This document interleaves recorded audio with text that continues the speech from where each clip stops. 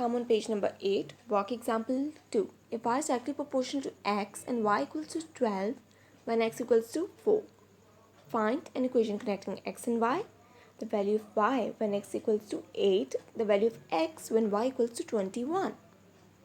Solution to this question is, since y is directly proportional to x, then y equals to kx, where k is constant. Put the values in this equation, like 12 equals to k multiplied by 4. Divide 12 by 4. The answer will be 3. So y equals to 3x. Second part, the value of y when x equals to 8. Put the value of k and x in the first equation.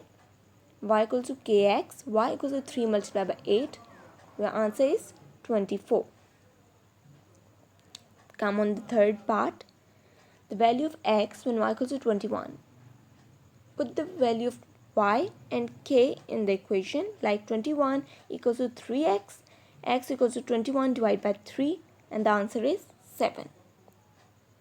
This was all about the work example 2. Thank you so much.